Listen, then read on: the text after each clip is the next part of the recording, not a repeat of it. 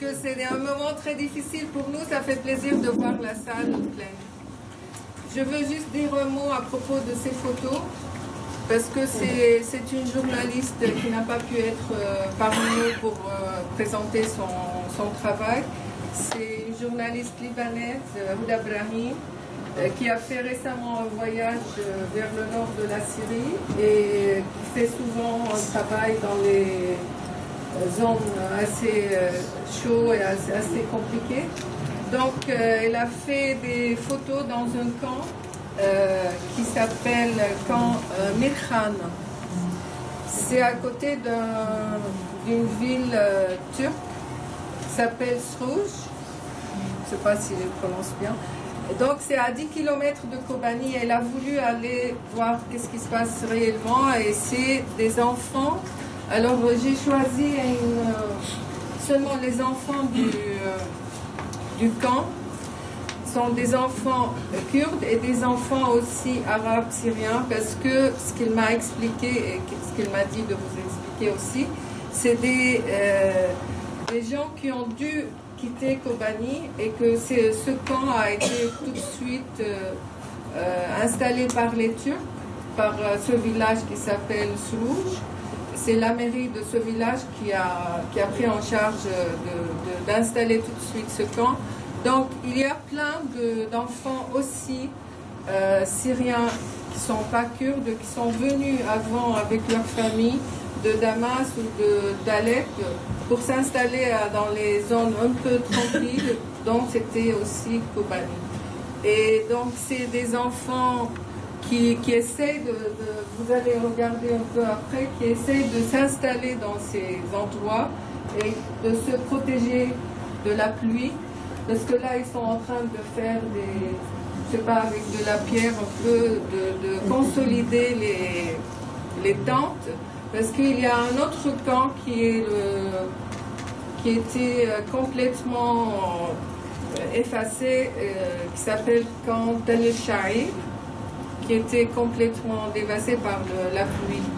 Donc voilà, c'était juste pour donner une petite image de la souffrance du peuple syrien et kurde.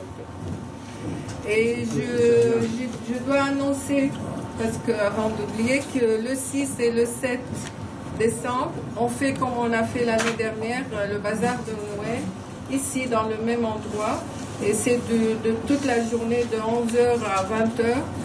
Le premier jour, qui est le samedi, il y aura à 20h30 aussi un groupe des jeunes qui ont été très sympas l'année dernière. Ils ont participé à notre bazar et ils reviennent cette année aussi.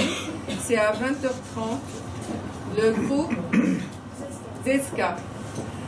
Et donc, on vous demande gentiment, bien sûr, de venir et de faire un peu de bruit autour de cet événement parce qu'on compte beaucoup sur votre générosité aussi, puisque c'est un événement pour ramasser un peu d'argent pour aider les écoles en Syrie, les écoles des enfants dans les camps et dans les zones aussi autour, des zones un peu libérées et pas libérées maintenant.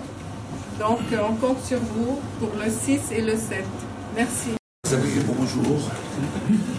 Notre séance aujourd'hui donc portera sur la question kurde en Syrie dans son contexte local, régional et international. Alors, cela fait pas mal de temps que nous voulions traiter de cette question et le temps est venu. La question kurde, pardon, je parle plus haut.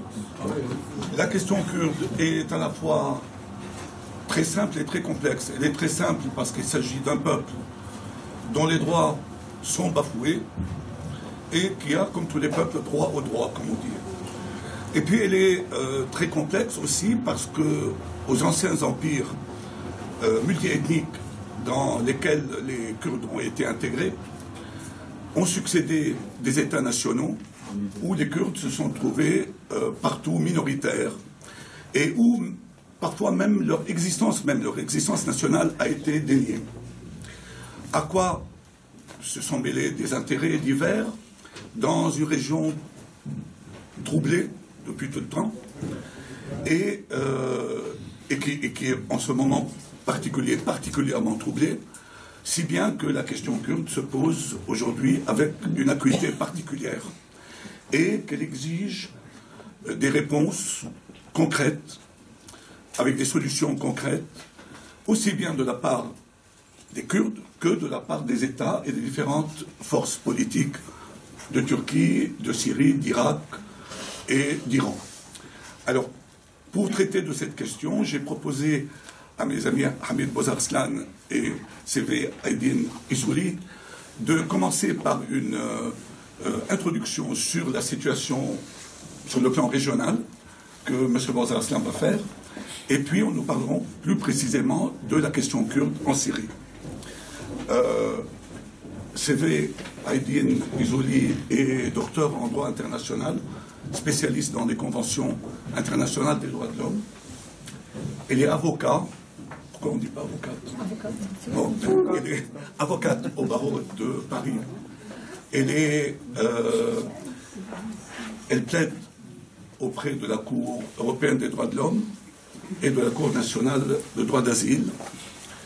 Elle est secrétaire de l'Institut kurde de Paris et elle a été, jusqu'à très récemment, la présidente de la déclaration de Damas en France.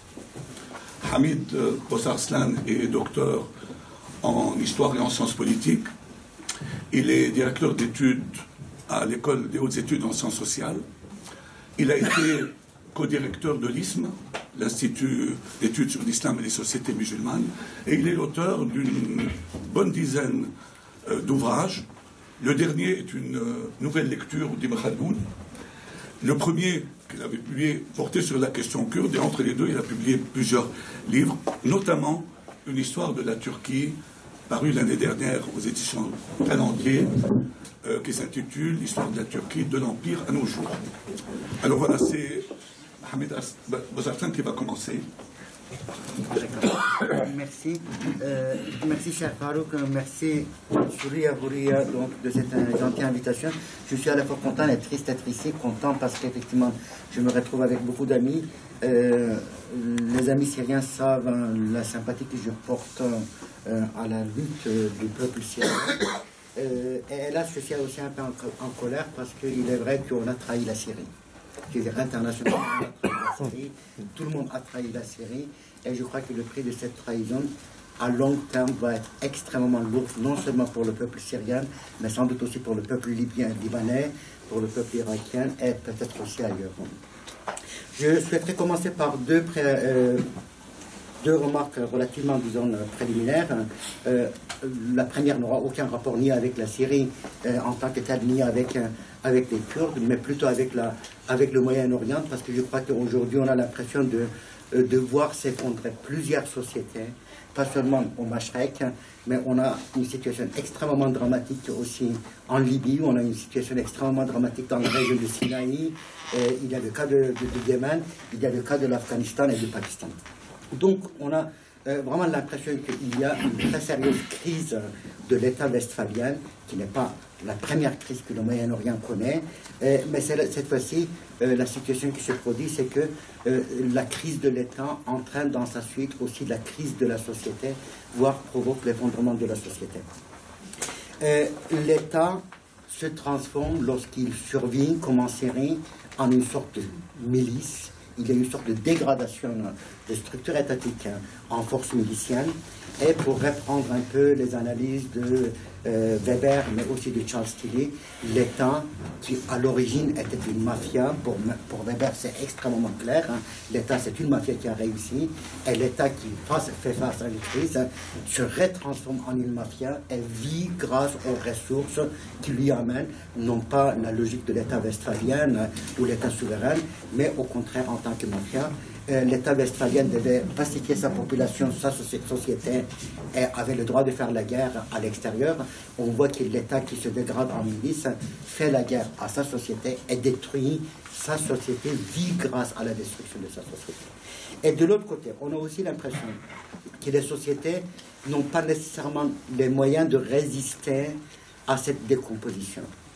Juste pour vous donner une idée, le fait qu'une ville comme Mossoul, 1 300 000 habitants, avec dans ses caisses 500 millions de dollars avec 86 000 hommes lourdement armés capturés en 2 minutes montre combien les sociétés ont perdu leur capacité à résister contre à la fois l'État et contre d'autres milices.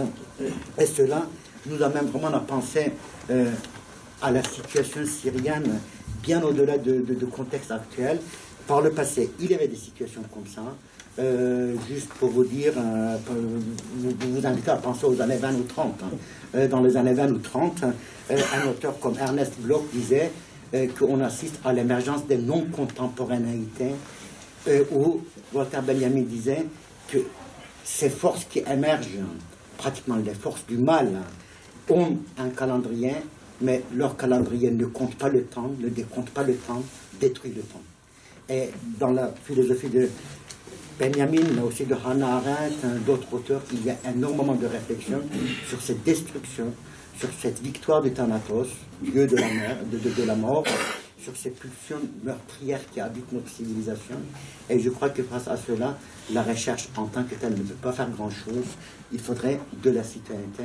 Et je crois que la question principale qui se pose aujourd'hui, c'est comment produire de la citoyenneté, comment produire une cité arabe citoyenne. Je crois que si on écarte l'hypothèse d'une cité arabe citoyenne, et on l'a écartée pendant très longtemps, la cité finit par se détruire. La deuxième remarque préliminaire que je souhaiterais faire concerne une malédiction qu'on voit dans la révolution syrienne depuis 4 ans. C'est une malédiction estivale. Tous les étés, le conflit syrien se réconfigure, mais totalement. Le premier moment, c'est l'été 2011, c'est la fondation de l'opposition armée syrienne, l'armée syrienne libre. J'étais infiniment moins brutal que pas mal d'autres collègues contre cette option militaire qui s'est imposée. Ce n'est même pas qu'une décision a été prise, mais on voit qu'à partir de ce moment-là, le conflit syrien change et le jeu de pouvoir fonctionne. Le pouvoir a voulu confessionnaliser le conflit et la réponse de l'opposition a été aussi une réponse pratiquement confessionnelle avec la première brigade qui s'appelait Al-Muawiyya. Deuxième moment, 18 juillet 2012. Là aussi, on est dans un moment estival. L'attentat de Damas qui décapite une partie du régime et la réponse immédiate du régime, c'est de se retirer de l'espace kurde, des enclaves kurdes de la Syrie et commencer à bombarder les villes syriennes avec l'aviation.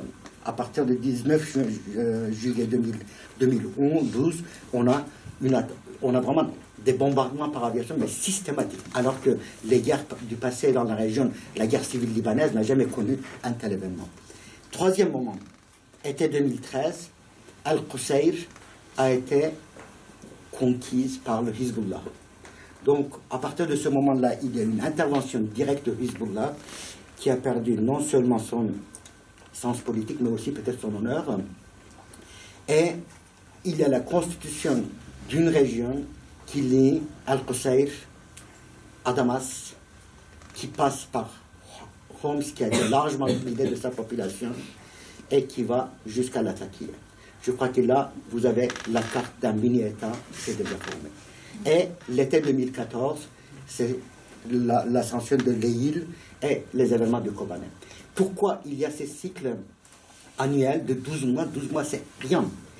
La raison est que le conflit est tellement violent que les dynamiques d'une période donnée se consomment totalement en un temps très court, ou alors doivent monter de plusieurs échelles, et chaque fois que cette dynamique monte de plusieurs échelles, le conflit devient infiniment plus violent.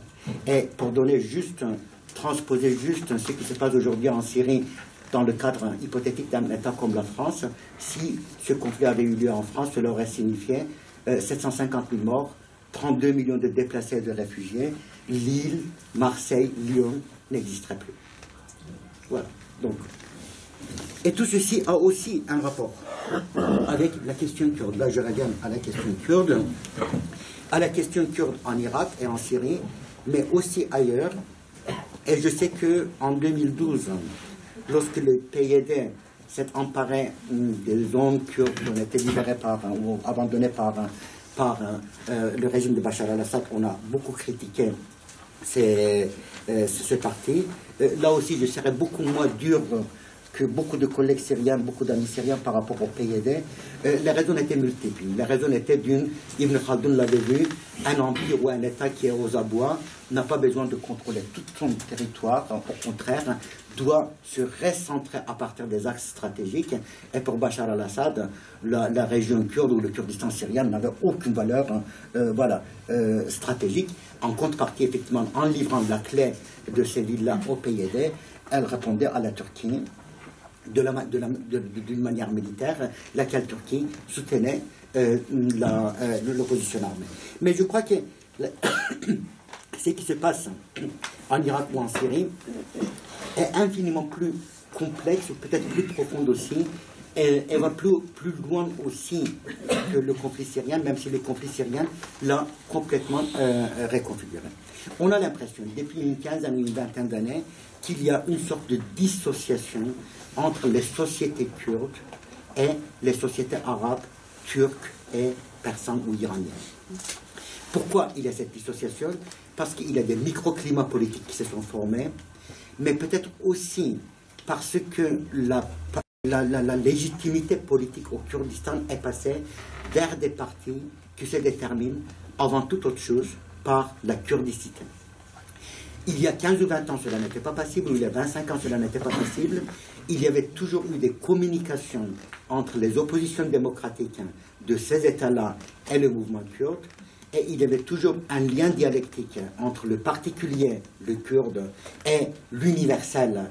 Et l'universel n'était pas le syrien, n'était pas l'irakien ou je ne sais plus quoi, mais c'était soit le Moyen-Orient, soit un projet politique, soit une idéologie universelle. Ainsi, lorsqu'on regarde les années 1920 ou 30, on voit que le mouvement kurde se présente à partir d'une revendication occidentaliste, et l'occidentalisme, dans ces années-là, c'est plus ou moins une idéologie dominante. Dans les années 50, 60, 70, il y a une continuité entre le mouvement kurde et la gauche arabe, la gauche persane. La gauche turque est infiniment moins présente dans les années 50, elle le devient dans les années 70, et il y a cette idée que l'émancipation des Kurdes, l'émancipation des Arabes, l'émancipation des Turcs et l'émancipation de genre humain vont pouvoir se compléter. Et on a l'impression qu'au Moyen-Orient, cette perspective universelle a disparu, et cette disparition a créé un sérieux problème de traduisibilité. Et Étienne Balibar, que vous connaissez, le philosophe, déjà il y a 30 ans ou 25 ans, disait on annonce la fin de la lutte des classes, cela pourrait bel et bien se produire, mais la lutte des classes pourrait, dans ce cas-là, laisser place à une lutte sociale darwiniste, et cela sera infiniment plus grave que des sociétés, que la cité bourgeoise, où les classes se battent. Et on a l'impression qu'effectivement, voilà, il y a eu une telle évolution. Horizon universel n'existe plus, et l'horizon universel ne peut pas exister avec l'idéologie confessionnelle alawite ou chiite, ou l'horizon universel ne peut pas exister non plus avec Al-Qaïda, Al-Nusra ou avec le Daesh. Et c'est vrai que le mouvement kurde s'est un peu positionné très différemment selon les pays. On sait qu'aujourd'hui, par exemple en Iran, il y a malgré tout une dépendance par rapport à l'État central, mais les régions kurdes sont dans une sorte de dissidence ouverte, et on a vu qu'au cours des 15 dernières années, il n'y a pratiquement pas une participation électorale aux élections iraniennes, et dans les années 2000, lorsqu'une nouvelle guérilla a commencé au Kurdistan d'Iran, pratiquement toute la région est entrée dans une zone dans une période d'émeute. Il en va de même en Turquie. Aujourd'hui, certes, il y a encore des contacts, voire des complémentarités, des continuités entre le mouvement kurde, le PKK ou le mouvement légal, et la gauche turque, la gauche démocratique ou libérale turque, mais on sait effectivement que là encore, il y a un microclimat kurde qui s'est et ce microclimat existe aussi en Irak et en Syrie, et sans doute de manière beaucoup plus accentuée, beaucoup plus forte ailleurs, dans ces deux pays, que dans le reste du Kurdistan. En Irak, cela est évident, on a l'impression qu'effectivement l'Irak arabe et l'Irak kurde ne communiquent plus, politiquement ne communiquent plus, administrativement ne communiquent plus. et en Syrie.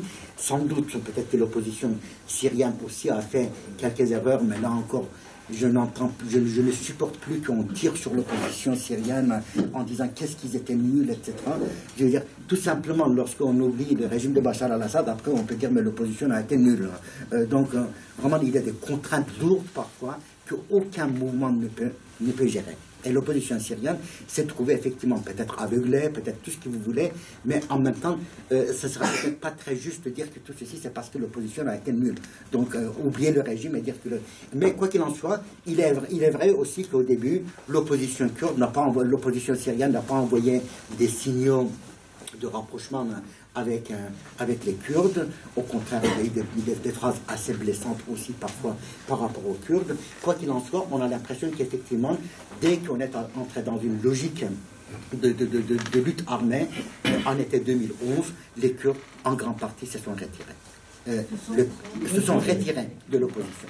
Effectivement, en considérant que le conflit devenait un conflit non pas entre la Syrie, la société syrienne et le régime, mais devenait un conflit entre les Arabes. Et quand je parle de la traduisibilité, de la question de la traduisibilité, je parle également de cela. Au Kurdistan d'Irak, il n'y a plus de possibilité de traduire le conflit sunnite-chiite en langage politique kurde. Et il n'y a plus de possibilité de traduire le conflit qui se présente désormais comme alawite sunnite, alors que je sais bien qu'au début, le conflit a été, la révolution a été quand même parfaitement interconfessionnelle. Au contraire, c'était une volonté de sortir de la logique confessionnelle. Donc la possibilité de traduire ce conflit en langage politique kurde disparaît totalement. Les Kurdes peuvent avoir leur crise, qui sans doute seront intraduisibles en langage politique arabe, mais quoi qu'il en soit, je crois qu'il y a quelque chose. Et dans ce tableau, 2014 a beaucoup changé la donne. Jusqu'à maintenant, jusqu'à disons les années 2000, voire jusqu'à 2013-2014, les Kurdes se sont toujours définis en rapport, dans une dialectique, avec les États et le nationalisme officiel des États. L'Irak, l'État irakien, l'État syrien, l'État turc ou l'État iranien, et ces nationalismes-là, et toujours avec une complémentarité, comme je dis, avec les oppositions de ces pays-là. Et tout d'un coup, on a l'impression qu'avec l'émergence de Daesh ou l'État islamique, cette dialectique a été brisée. Les Kurdes doivent se redéfinir cette fois-ci par rapport à un autre ennemi, à partir d'une autre cause, sans en avoir les instruments. Sans avoir les instruments, disons, politiques, mais sans avoir aussi les instruments militaires. Là, le nouvel ennemi qui apparaît est un ennemi transnational, qui ne représente pas les Arabes, qui ne représente pas tel ou tel groupe.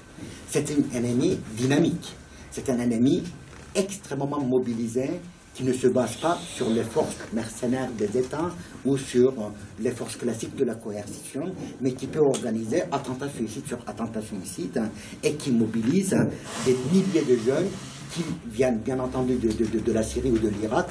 N'oublions pas qu'il y a que 500 000 jeunes Syriennes de 15 ans ont accès aux armes, mais qui mobilisent aussi des Français, des Anglais, etc. Donc, de se définir la cause kurde par rapport à un tel ennemi n'était absolument pas imaginable pour les Kurdes, qui s'étaient toujours opposés aux États et qui disaient voilà, nous sommes Kurdes et nous sommes le peuple kurde ou la nation kurde. Et la première chose qu'aujourd'hui le mouvement kurde, auquel le mouvement kurde fait face, c'est cette question de la définition. D'où l'idée de la civilisation, d'où l'idée effectivement de des valeurs humaines ou le discours démocratique qui voit. Mais il y a un deuxième facteur qui, l'année 2014 a changé, c'est que les Kurdes commençaient à être dans une certaine ronron. Les Kurdes étaient aussi dans un certain narcissisme. Les Syriens, eux, ils se battent, les Syriens arabes, ils sont chiites, ils sont sunnites, ils sont je ne sais plus quoi. Cela ne nous regarde pas. En Irak aussi, nous, on est Kurdes, on construit la cité kurde. Et cette cité kurde existait. Cette cité kurde existait. En Irak, cette cité kurde était mi-démocratique, mi-patrimoniale. En Syrie, cette cité kurde était mi-hégémonique, mi-représentative. Quoi qu'il en soit, cette cité se pensait pacifiée. pacifiée, pouvant se contenter de quelques milliers ou dizaines de milliers de soldats pour pouvoir défendre la cité de l'extérieur. Or, tout d'un coup, on a vu que cette cité était extrêmement fragile et le Daesh, ou l'État islamique, appelons-le aussi par son nom, ne faisons plus l'islam n'y est pour rien dans tout ça, etc. Je crois qu'il faudra briser aussi à un moment donné ce tabou. Voilà, le Daesh a réintroduit la mort dans la cité kurde. La cité kurde qui pensait effectivement qu'elle pouvait se transformer en une sorte de régime cantonal tel que Öcalan le voulait et qui ressemblait un peu au régime cantonal suisse, et où que la cité kurde pouvait devenir une sorte de ville des Émirats arabes unis, tout d'un coup a vu que la mort revenait au cœur de la cité.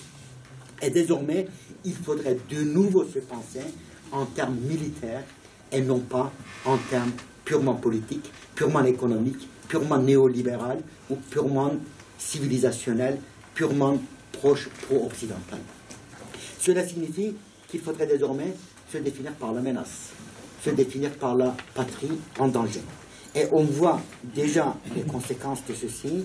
Au Kurdistan d'Irak, il y a une professionnalisation militaire qui n'existait pas. Ou au Kurdistan de Syrie, il y a effectivement une mobilisation quasi révolutionnaire qu'on a connue ailleurs. Moi, je dis la patrie en danger, ce n'était pas du tout pour illusoire.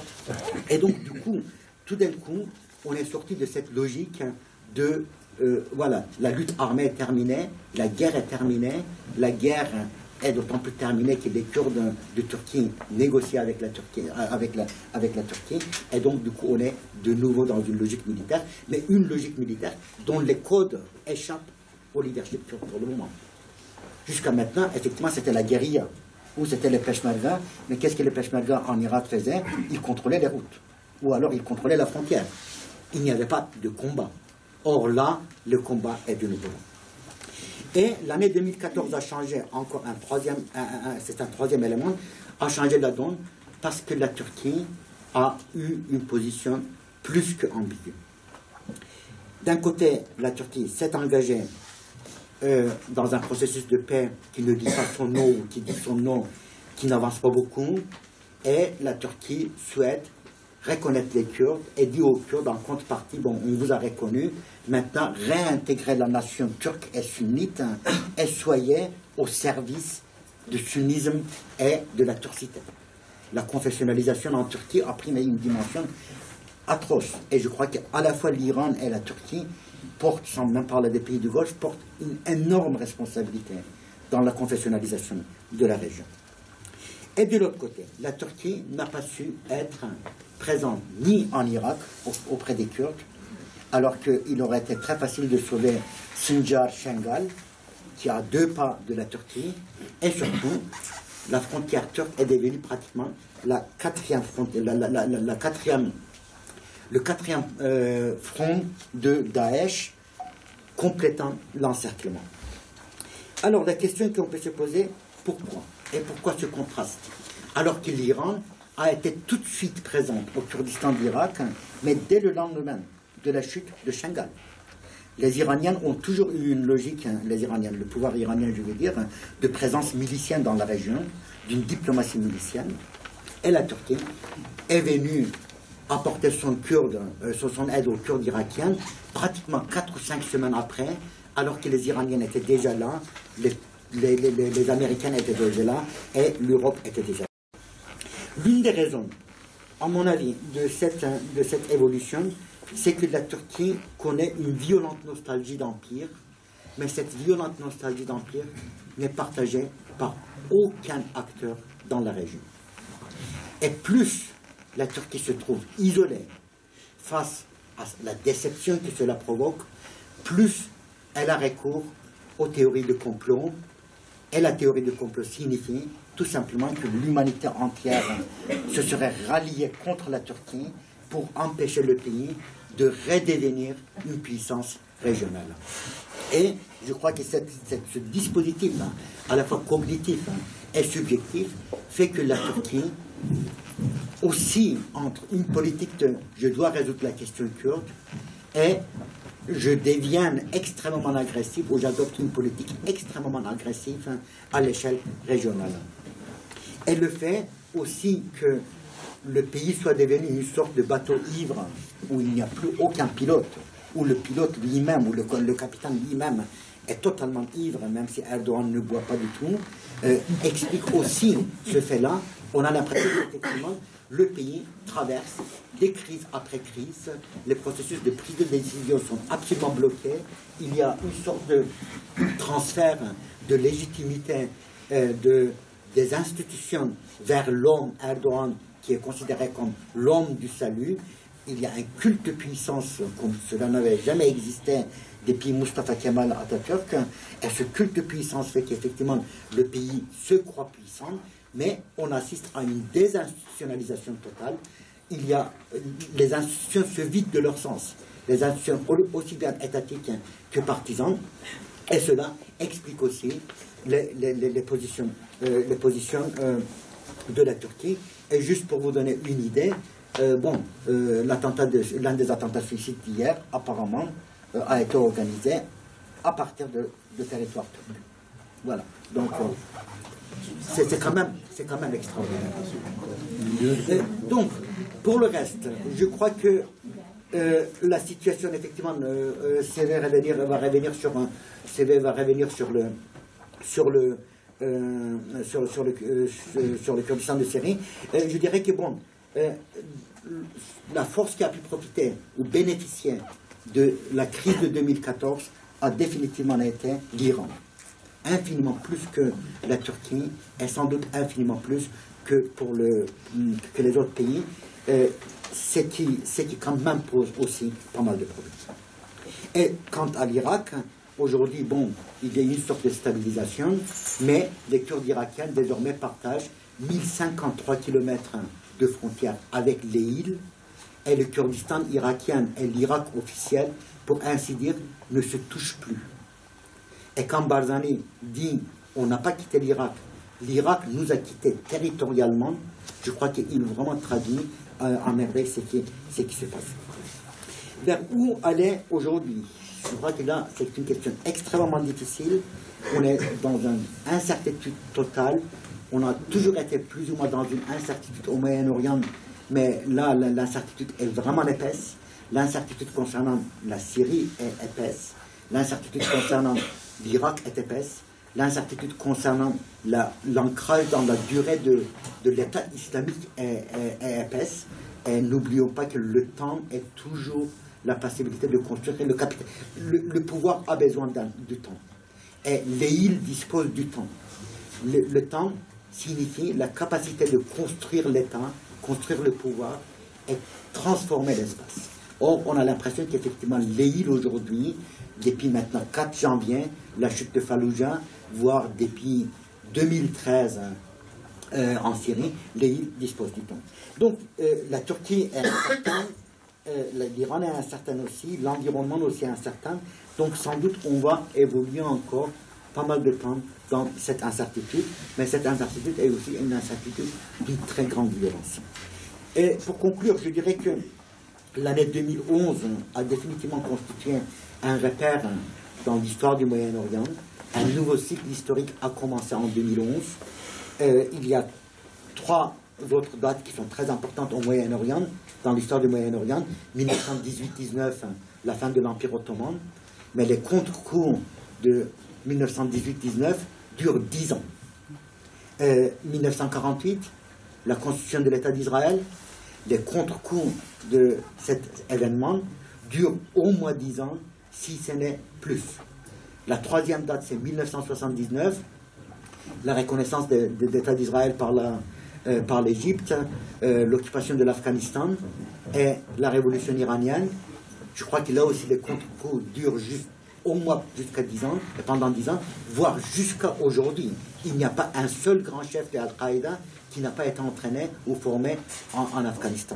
Et on peut craindre, hélas, que les contre-coups des événements de 2011 vont également pouvoir se faire sentir encore 10 ans, mais dans une dynamique de...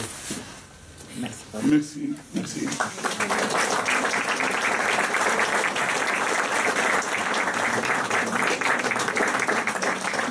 donc on a besoin, je crois, de 10 heures pour discuter. Si vous allez bien, au moins 10 heures. Bon, à vous la parole. Merci. Le choix de Farouk était très bien entre moi et Hamid, parce que Hamid, effectivement, c'est l'analyse politique, théorique sur la situation, sur toute la région. Et moi, je ne m'attarderai pas du tout et je n'oserai pas devant toi faire des analyses. Je voudrais aller directement dans ce qui est pratique et je me concentrerai plutôt sur la Syrie. Sur la situation des Kurdes en Syrie avant la révolution,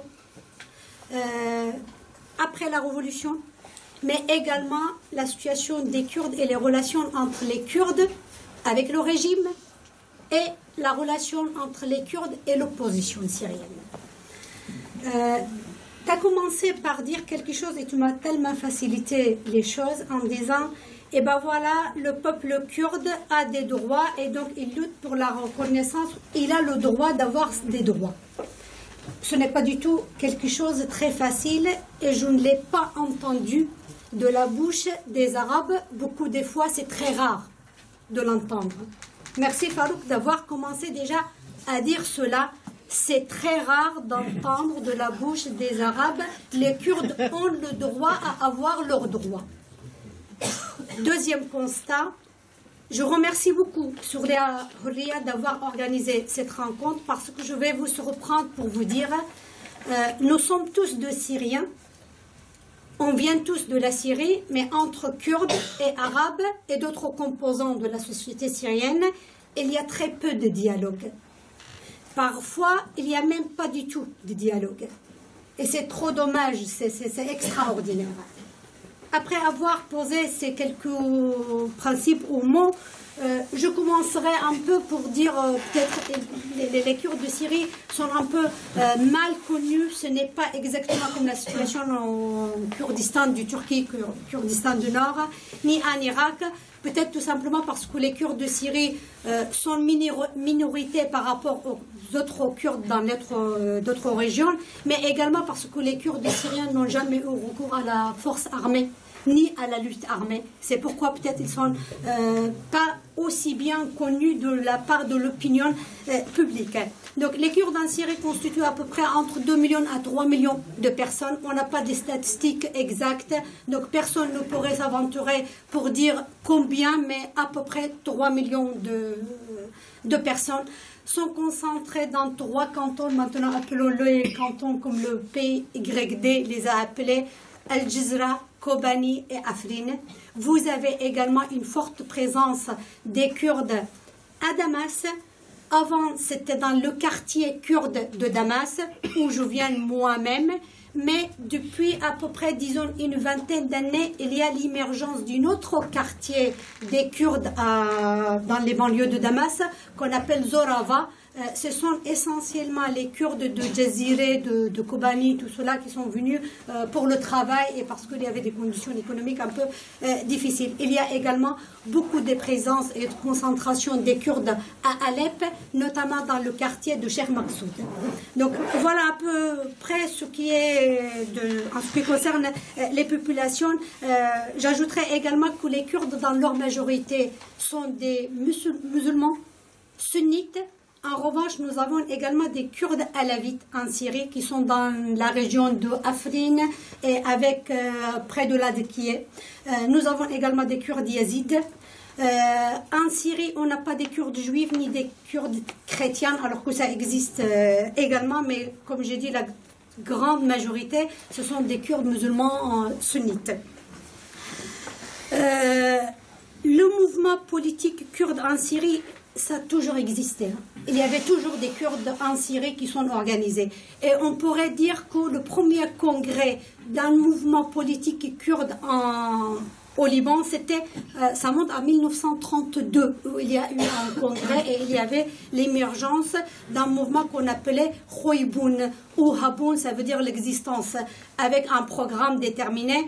Et la situation des Kurdes pendant le mandat français sur la Syrie était plus ou moins bien stabilisée. Après l'indépendance de la Syrie, on connaît une période de démocratisation un peu de la société avec la constitution de 1950, ça profite profiter à tout le monde. Et par la suite, on a l'émergence d'un premier parti politique kurde en Syrie, 1956. C'est le Parti démocratique du Kurdistan. Et c'est un peu la branche syrienne du Parti démocratique du Kurdistan d'Irak qui a été instauré 10 ans auparavant, en 1946, en Irak, avec Barzani, Mustafa Barzani, le père. Donc, et par la suite, ce parti kurde syrien. Le Parti démocratique kurde de Syrie, contrairement à son père, si je peux l'appeler ici le Parti démocratique en Irak, n'a jamais revendiqué la lutte armée. J'insiste sur ce point parce que ça permettrait de comprendre par la suite beaucoup de choses qui se passent aujourd'hui en Syrie en ce qui concerne les Kurdes. De côté du gouvernement, donc les relations avec l'État syrien, disons, et les Kurdes, je ne vais pas remonter à trop loin parce que sinon on n'en finit pas. Mais il y a par exemple, deux aspects ou deux points essentiels qu'on entend souvent en parler. La loi de recensement. La loi de recensement de la population a été appliquée uniquement dans la région de Al Jazeera. C'était un projet, il faut dire la vérité, avant l'arrivée de Baas au pouvoir. C'était un projet qui a été élaboré en 1962.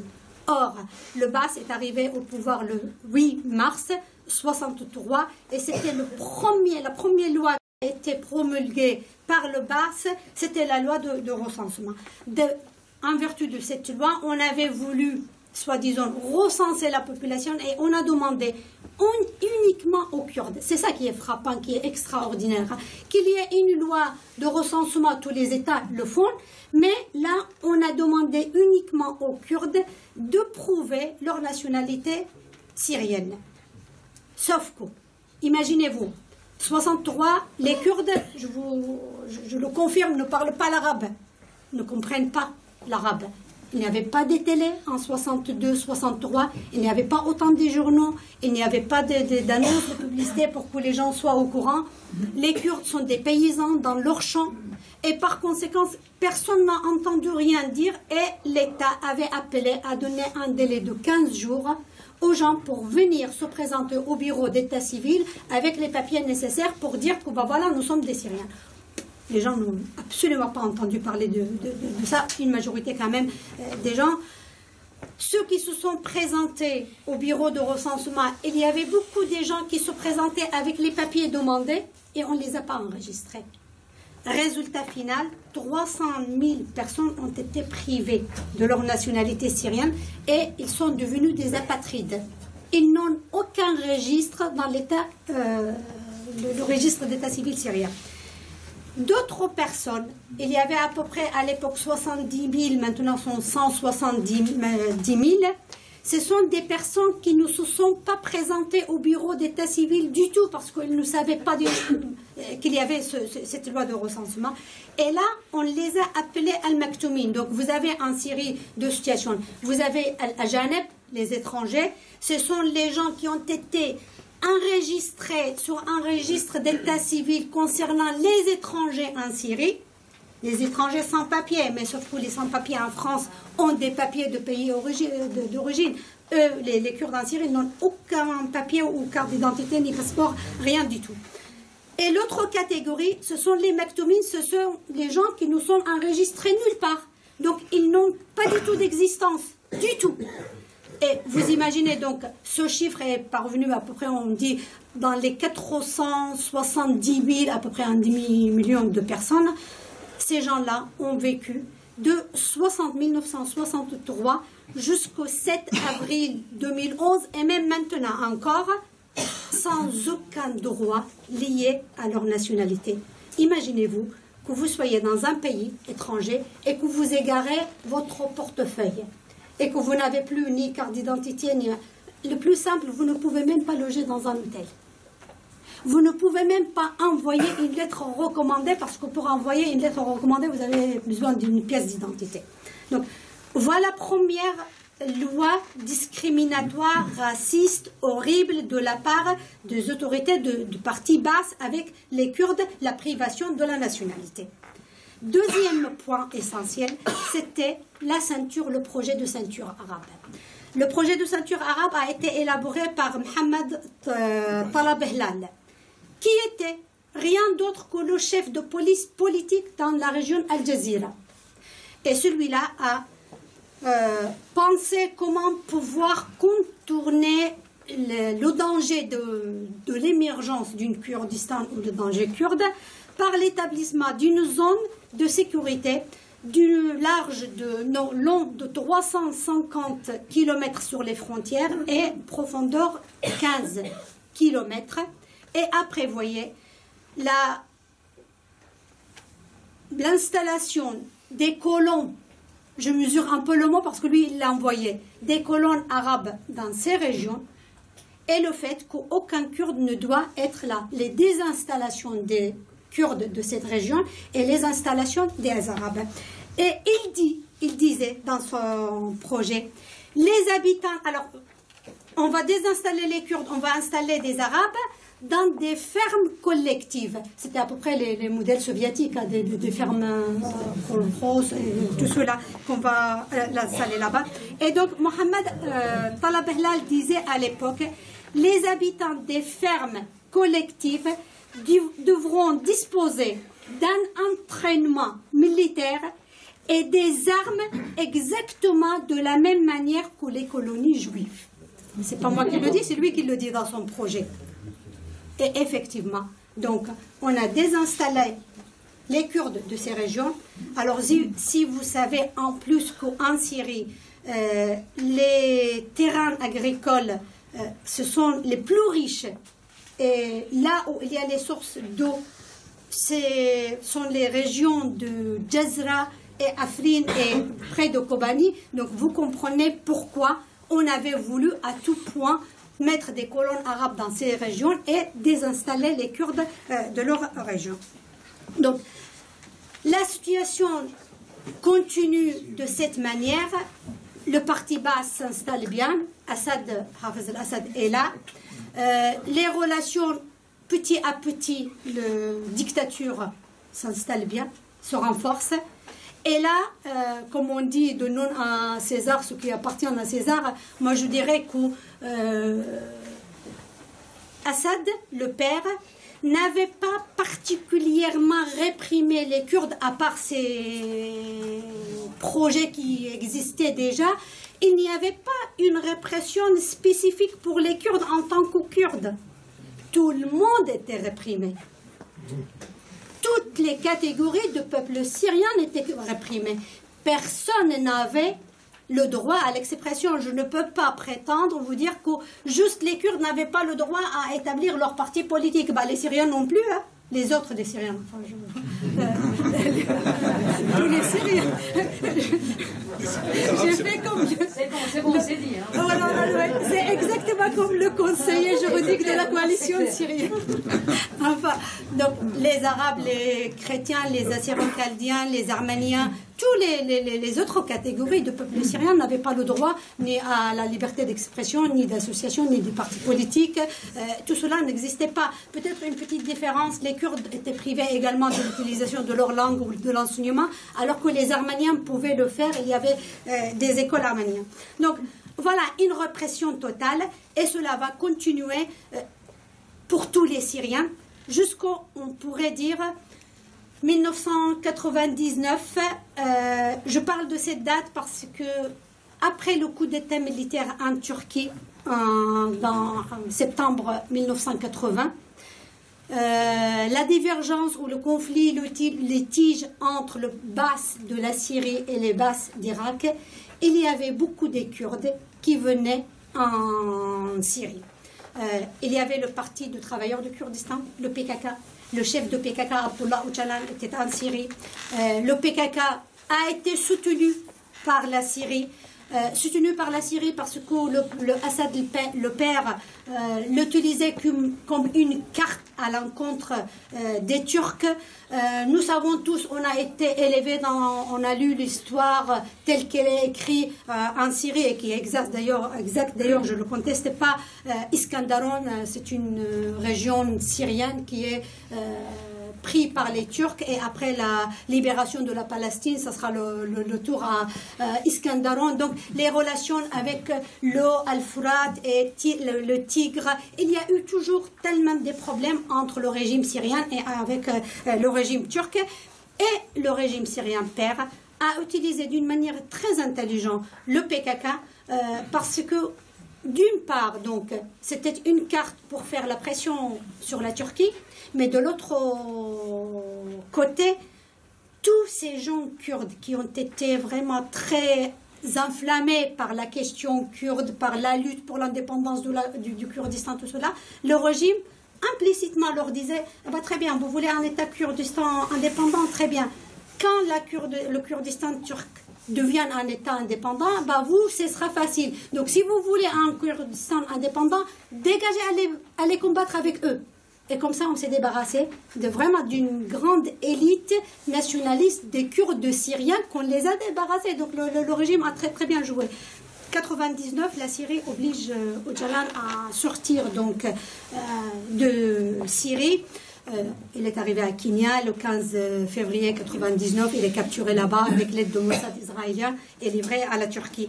Et par la suite, donc, on assiste à une répression à l'encontre, quand même, des gens qui étaient près du parti du PKK. Cette période dépasse jusqu'au 2003. Et là, on a la constitution du PYD, le parti donc de l'Union démocratique. On dit que c'est la facette ou c'est la branche du PKK, la branche syrienne de PKK. Moi, ça ne me dérange pas cette appellation, je ne sais pas pourquoi il s'en défend, soit... Non, parce que c'est un parti malgré tout syrien. Je veux dire, il y a des dynamiques syriennes. Tout à fait, voilà, mais bien sûr. Il y a effectivement un parti analogue aussi en Iran. Mais je crois qu'il y a cette dynamique interne qui font que, bon, voilà, à un moment donné, après que le PKK soit un parti hégémonique, oui, qui voilà, fixe les lignes de rouge, d'accord, mais voilà. Avec les spécificités, effectivement, mais avec beaucoup d'influence et d'idéologie qui tire ses sources et ses puits principales dans l'idéologie et dans la manière de voir du PKK. Le PYD est là et c'est 2003. Mais n'est pas tellement influent. Au départ, si, il a pris vraiment un coup tellement médiatique, les gens se sont regroupés autour de lui, mais les Kurdes syriens, vraiment, sont des gens pacifiques, et je ne le dis pas pour le dire. Donc, il n'a pas eu tellement d'écho dans les rangs de la population, et il n'est pas devenu, le PYD, un parti trop populaire. 2004, vous savez, le soulèvement de Kamchti. C'est très important. C'est très important, pourquoi? Je reviendrai quand je parlerai de la relation entre l'opposition et le mouvement kurde. C'est important parce que ça a marqué, si vous voulez, une rupture, à part le régime, mais une rupture entre les Kurdes et les Arabes. Je m'explique. C'est un soulèvement banal, un match de foot entre Kurdes et Arabes. L'équipe arabe qui était présente sur le terrain soutenait Saddam Hussein. À l'époque, il y avait l'émergence donc d'une entité kurde en Irak. Il y avait l'intervention des Américains. Et tout de suite, on le présente en disant, bah voilà, ces Kurdes qui sont là, donc un match de foot, les Arabes arrivent là et puis ils vont brandir des pancartes en disant Abba Barzani. Et les Kurdes vont répondre bah, Abba Saddam Hussein et ils vont commencer à se frapper, sauf que, et ça, il n'y a jamais eu d'ailleurs une commission d'enquête indépendante. D'après ce qu'il a été dit, c'est que les supporters arabes sont entrés dans le stade sans qu'ils soient contrôlés, donc ils avaient des couteaux, ils avaient des bâtons avec eux, alors que les Kurdes ont été contrôlés, ils n'avaient rien avec eux. Donc, ça dégénère, il y a bagarre, il y a des morts, et le lendemain, les Kurdes veulent enterrer leurs morts, comme ils font d'habitude, il y a des slogans, et ben voilà, le régime ouvre le feu, tire sur les gens à balles réelles. Les Kurdes manifestent, on tire davantage et c'est un soulèvement, exactement comme nous avons vu au début de la révolution syrienne. C'est le même scénario, on tire sur des manifestants pacifiques non armés avec des balles réelles. Et les Kurdes commencent. Alors, d'un côté, on a des Arabes dans la région et les Kurdes, et chacun va incendier les maisons des autres, les magasins. Comme je dis, deviennent une scène de guerre horrible. Ce qui était très bien là-bas à Mouda. Mouda, c'est une ville kurde très drôle et superbe. Elle a ses spécificités, c'est difficile de l'expliquer. Ils vont immédiatement détruire ou casser le statut de Hafiz al-Assad. Et ils vont le tirer comme on a fait avec le statut de Saddam Hussein. Ce qui était mauvais pour les relations entre Arabes et Kurdes, c'est qu'immédiatement le régime présente ce soulèvement comme étant poussé par les Américains. Ce sont des Kurdes séparatistes qui veulent instaurer un deuxième Israël dans le nord de la Syrie. Ce sont des gens horribles et ce propagande d'une dictature reçoit quand même l'appui d'une majorité du peuple syrien. Et personne ne conteste. Certes, on ne pouvait pas contester, mais je veux dire, quand même. Donc là, il y a eu une méfiance parce que les Kurdes, là, ils disaient, d'accord, jusqu'à maintenant, on disait que c'était la dictature, c'est le régime politique, mais maintenant, c'est les gens, ce sont les gens qui sont quand même acquis à cette idéologie panarabisme et chauvinisme et qu'on nous voit de telle manière. 2004 s'est passé et le régime, donc, alors qu'il avait promis, pour calmer l'esprit, de restituer la nationalité aux Kurdes, de leur donner à reconnaître certains droits, Bachar al-Assad sort et il parle, jusqu'à maintenant, il dit que les Kurdes sont un composant essentiel de la Syrie. Ils sont chez eux et c'est le peuple syrien, c'est un composant de ce peuple. On ne voit rien du tout, au contraire. Il y a eu, je cite, 2 lois par exemple, un décret 49-2008 qui a privé vraiment, a imposé une sorte d'embargo économique fatal pour les régions kurdes en interdisant toute vente et achat des terrains agricoles ou immobiliers. Et du coup, le régime, la région kurde qui souffrait déjà à l'époque économiquement parce que c'est une région sous-développée, il n'y a pas d'investissement alors que tout le pétrole syrien se trouve dans ces régions. Les gens là-bas vivent avec l'agriculture. Ils n'ont pas tellement d'eau ni de pluie depuis qu'on a instauré des barrages à Al-Raqqa et ailleurs et la Turquie qui coupe l'eau sur la Syrie. Donc on attendait la pluie. Dieu n'était pas encore plus tolérant avec les Kurdes que le régime lui-même. Non, mais c'est vrai, il n'y avait même pas de pluie. Donc économiquement, c'était tellement écrasé cette région. On a suivi ce décret de 49 par une autre loi sur les puits, la profondeur d'eau. En tout cas, c'est trop technique pour vous dire que les agriculteurs, l'exploitation agriculture est devenue impossible. Le coût de l'investissement revenait beaucoup plus cher de ce qu'on pourrait espérer et du coup, beaucoup de gens ont abandonné l'agriculteur. Des Kurdes sont allés dans le métropole pour travailler comme garçons de restaurant. La majorité des Kurdes ont trouvé les gens qui viennent de Alep et de Damas savent très bien que la majorité, 90% des Kurdes à Damas étaient des garçons de café ou des serrures de chaussures. Il n'y avait pas d'autre emploi. Ajoutons à cela, 2010, une nouvelle loi où le régime interdit carrément d'employer des personnes qui n'ont pas des papiers d'identité. Ne pensez pas du tout que c'est de la même manière qu'ici en France d'employer des travailleurs clandestins, parce que les Syriens qui n'avaient pas des cartes d'identité, qui étaient apatrides là-bas, ce n'étaient pas des clandestins, ce sont des Syriens quand même après tout. Et ils devaient quand même pouvoir travailler pour vivre. Or, on a coupé cela et des centaines de Kurdes étaient obligés de revenir dans la région de Kurdistan de Kamchti parce qu'ils n'avaient plus de travail à Damas ou à Alep et ça devenait vraiment très explosif. Voilà la relation avec le régime. Maintenant avec l'opposition. Le problème, d'abord je commence par le problème des Kurdes. c'est vrai que nous, en tant que Kurdes syriens, on ne s'est presque jamais retourné vers les Syriens. Nous n'avons pas noué de dialogue avec les Arabes syriens et avec l'opposition. Ça n'existait pas d'ailleurs. Il n'y avait que le Parti communiste syrien, et vous savez comment il est, le Parti communiste syrien. Il y a eu Hizb al-Amal al-Shiyu'i qui avait une vision plus ouverte, qu'on pouvait dialoguer avec lui, sauf qu'il a été immédiatement réprimé, les gens étaient dans la prison. Il n'y avait rien. Il n'y avait rien. Et les Kurdes davantage étaient tournés vers les Kurdes d'Irak et vers les Kurdes de Turquie.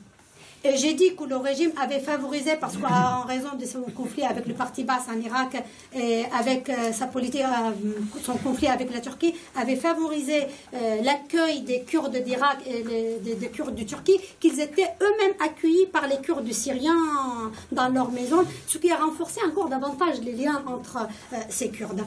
Il faut attendre octobre 2005, la déclaration de Damas, pour voir un premier document qui réunit effectivement une plateforme de l'opposition syrienne qui a réuni des communistes, même une partie du parti basse qui ont fait session avec le parti basse, des frères musulmans, des nationalistes, et 8 partis kurdes syriens ont rejoint cette plateforme, et c'était la première fois où on dit: en Syrie, nous avons un peuple kurde, un peuple arabe syrien, et il y a 2 langues principales en Syrie, la langue kurde et la langue arabe, et qu'il y ait nécessité dans la future Syrie d'avoir une constitution qui consacre la reconnaissance de l'identité kurde.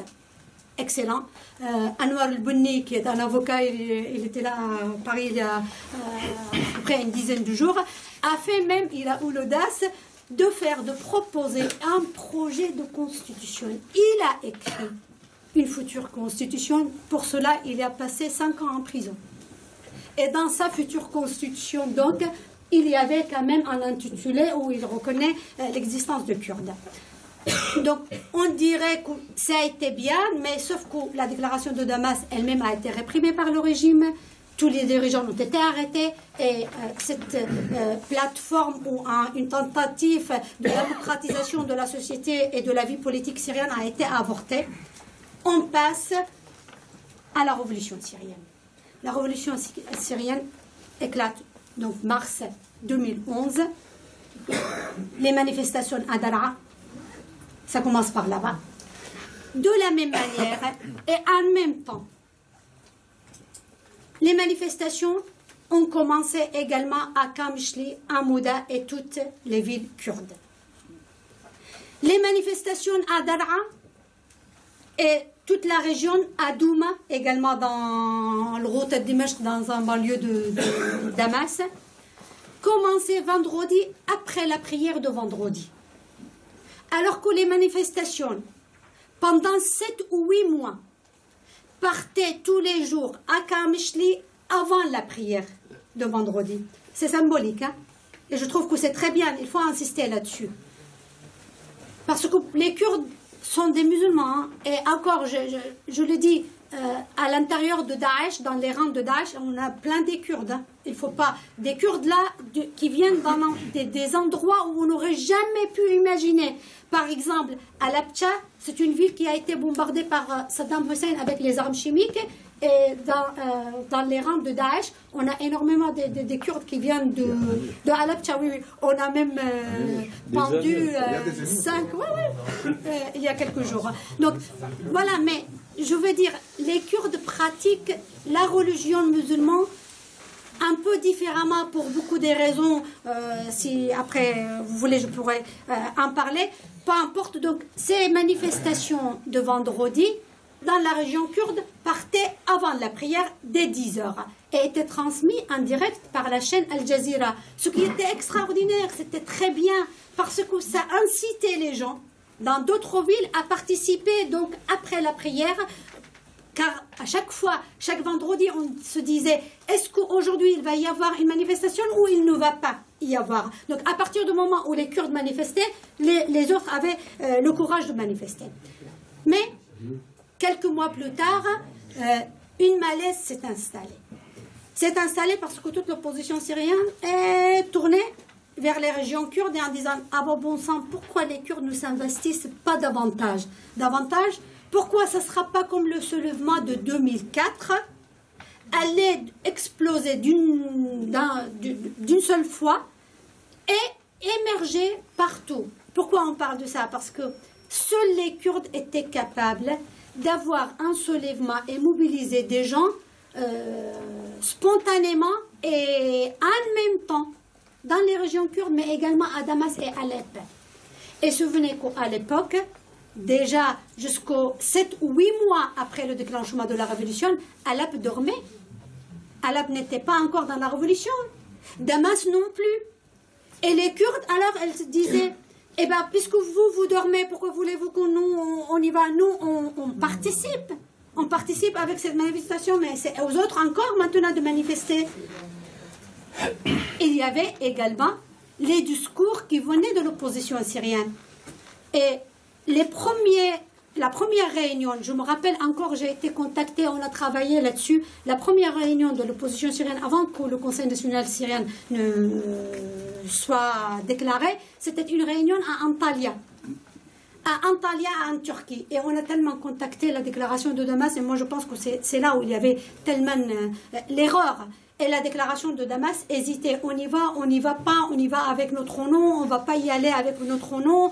On va dire on soutient pas. Donc la déclaration de Damas était absent comme étant un noyau de la constitution de cette opposition ou du Conseil national syrien. Il n'était pas là, il n'a pas joué son rôle, au moins le rôle qu'on aurait espéré. Et les partis kurdes ont immédiatement déclaré ça. On est en fin mai 2011, 3 mois après le déclenchement de la révolution. Et les Kurdes ont dit, mais non, attendez, pourquoi vous faites cette réunion à Antalya, en Turquie? Nous, en tant que Kurdes, on ne pourrait pas aller en Turquie participer à la constitution d'une opposition. La Turquie, quand même, ne reconnaît même pas le droit à l'enseignement en langue kurde. Pour 20 millions de Kurdes en Turquie, comment ils vont reconnaître nos droits à nous? Les Kurdes avaient raison, et je le dis en toute honnêteté, parce que ce qu'on reconnaît par la déclaration de Damas, qui était une avancée, l'opposition syrienne l'a retirée petit à petit. Elle l'a retirée petit à petit sous l'influence, moi j'estime, des Turcs, parce que l'opposition syrienne, en tout cas l'opposition, non, je ne parle pas, le Conseil national syrien, par la suite, la coalition, la tête telle qu'elle est émergée, n'avait plus son indépendance qu'il fallait, que ce soit de la part des Turcs ou que ce soit de la part des pays du Golfe, Qatar, tout cela. La décision n'est plus syrienne et nous n'avons plus notre indépendance pour qu'on puisse ensemble dialoguer et parler. Résultat, le Conseil national syrien est proclamé en octobre, donc fin septembre, début octobre, à Istanbul quand même. Et un mois plus tard, on va déclarer le Conseil national kurde. Donc vous voyez déjà un Conseil national syrien et un Conseil national kurde. Le Conseil national kurde regroupe, on dit, il y a 16 partis politiques kurdes de Syrie. Oui, c'est vrai, mais bon, dans la réalité, vous avez le Parti démocratique kurde, qui est une force essentielle.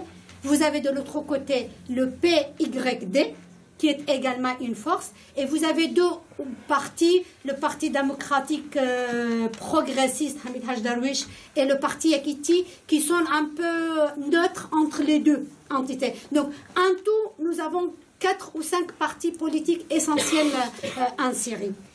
Donc, on a le Conseil national kurde syrien qui est instauré, mais dans le Conseil national kurde syrien, il y a tous les partis politiques, mais sauf le PYD. Et le PYD, c'est quand même une force importante. Donc, dans le milieu kurde, ou dans la région kurde, nous avons exactement les mêmes problèmes que l'opposition syrienne. L'opposition syrienne, dans mouvements essentiels, le Conseil national syrien, et vous avez le comité de coordination, Hayat al-Tansiq, et en Syrie aussi, dans les régions kurdes, vous avez le PYD qui est avec Hayat al-Tansiq, et vous avez le Conseil national kurde. Donc ça, ce n'était pas bien. Alors, ils essayent tous les deux d'avancer sous l'influence de la France, des pays qui soutenaient les pays amis de la révolution du peuple syrien. Il y a une réunion au Caire, et là, on avance un petit peu, soi-disant. On se met d'accord sur un document.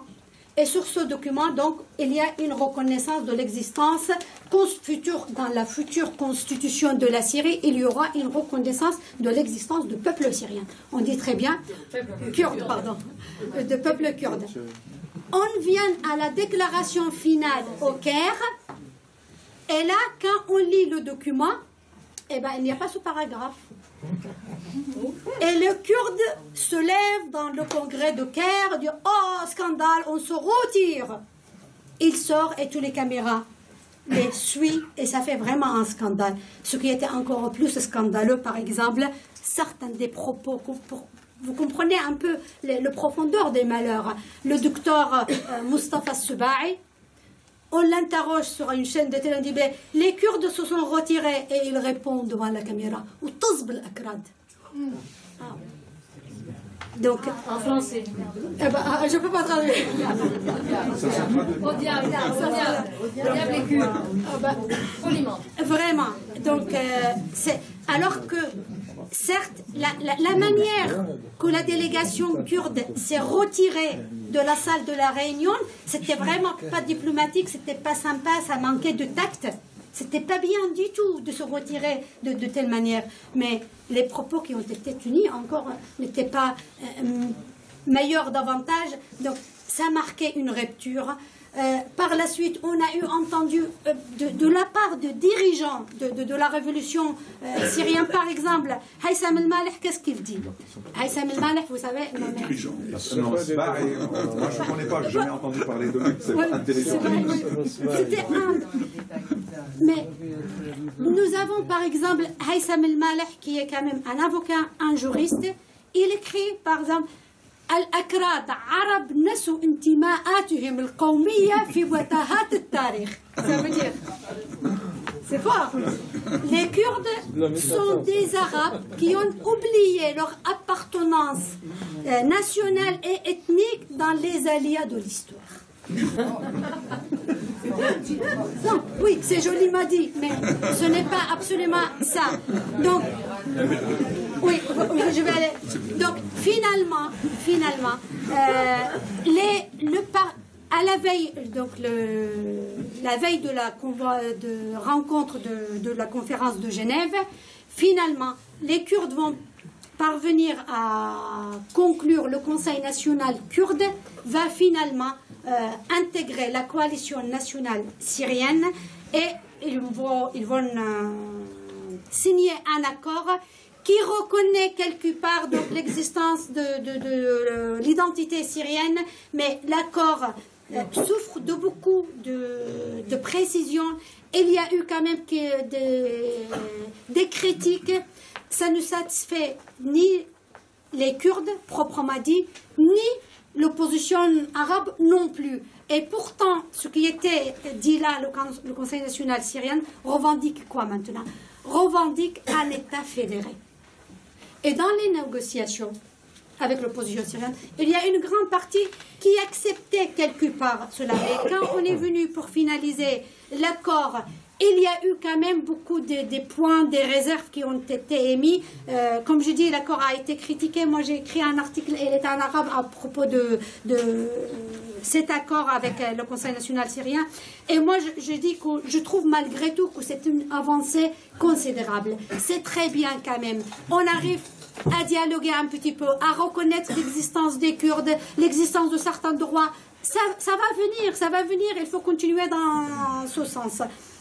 Mais lorsqu'on y va à Genève, le jour même, vous avez le PYD qui va déclarer donc l'autonomie du Kurdistan. Une administration autonome. Et immédiatement, le Conseil national, là c'était la coalition syrienne, va immédiatement déclarer le PYD comme groupe ennemi de la révolution syrienne. Je n'ai jamais compris pourquoi. À mon sens, ce n'était pas justifié.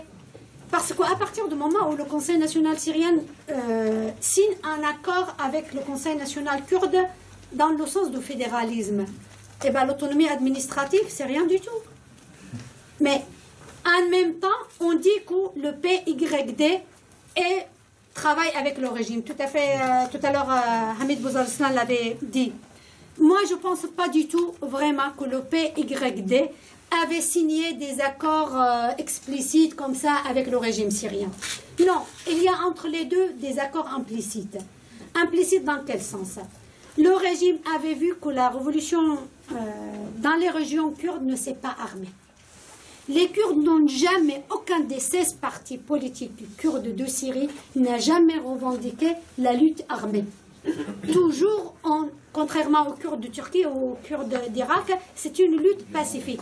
Et ont voulu vraiment jusqu'au bout garder le caractère pacifique de la révolution et non pas, avec l'aide justement de grands frères, si on peut dire, Barzani, ont coupé la route à l'émergence de groupes armés diversifiés. Mais il n'y a pas que ça. Il y a aussi le caractère autoritaire de PYD. Le PYD dit, voilà, nous sommes là, nous allons prendre des armes pour nous défendre, mais ce n'est pas pour assurer les revendications ou l'indépendance du Kurdistan. Hein. Le PYD n'a pas porté les armes pour faire un Kurdistan indépendant, ni pour lutter contre le régime. Ça, il faut vraiment intégrer cette idée. C'est ni l'un ni l'autre. Et vraiment, c'est la troisième voie. À chaque fois qu'on dit la troisième voie, c'est ça la troisième voie. Moi, je ne veux pas porter les armes pour combattre contre le régime de Assad, mais je ne veux pas porter les armes pour avoir un Kurdistan indépendant non plus. C'est autodéfense, l'autodéfense. Mais avec cela, le Conseil national kurde aurait pu aussi, à l'image de l'opposition syrienne, ils ont des groupes armés qui ont été entraînés dans le Kurdistan irakien. Ils disent que nous avons 3000 peshmerga. À un moment, ils voulaient les ramener dans le Kurdistan syrien. Mais ils étaient dissuadés et je pense que le président Massoud Barzani a joué un rôle important dedans parce qu'il a dit s'il entre et qu'on a plusieurs groupes armés, et bien là ça va être une guerre fratricide entre les deux groupes et on va assister à l'émergence de plusieurs groupes armés. Donc ça a été préservé. Bien sûr que je suis contre l'émergence d'un parti dictature qui est à l'image du parti Baas et de Bachar al-Assad. Et bien sûr que la révolution syrienne était là pour assurer la pluralité et plusieurs voix, la composition, tout cela, bien entendu. Mais sur ce point précis, je suis avec l'opposition de PYD et avec le Parti démocratique ou le Conseil national kurde qui ont su préserver l'émergence de tels conflits. Aujourd'hui, ce qui se passe à Kobani, c'est symbolique. C'est symbolique parce que, vous le savez très bien, et je ne veux pas entrer dans les considérations théoriques, vous avez une groupe barbare qui est là, qui égorge, qui est je ne sais pas quoi, et vous avez de l'autre côté quand même des groupes qui se présentent comme laïcs, avec des combattantes femmes, des gens émancipés. C'est l'image qu'on donne, mais ce n'est pas uniquement une image, c'est une réalité qui vient, j'avais dit, le PYD est quand même en quelque part une continuité de, pas PKK, disons PKK, mais aussi le BDP, le Parti démocratique de la paix, qui est en Turquie depuis longtemps. Ils ont des députés, ils appliquent effectivement dans le Parlement turc les quotas moitié femmes, moitié hommes. Ils ont des mairies, des conseils municipaux où ils appliquent effectivement la parité homme-femme. Ils ont pour la première fois depuis la constitution de l'État turc moderne, donc la République turque 1923, ont permis à un chrétien d'accéder au Parlement turc. Jamais n'a été fait. C'est grâce aux Kurdes de BDP qu'un député chrétien entrer dans le Parlement turc. C'est grâce à eux également que dans la ville de Mardin, nous avons une femme, une très jeune conseillère municipale. Elle est chrétienne aussi. Elle est commère. Hein. En tout cas, donc. Mais en tout cas, c'est la première fois qu'il applique. O-M-A-I-R-E.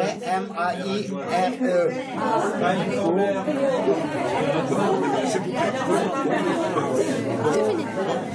Donc, voilà. Je conclus par cela.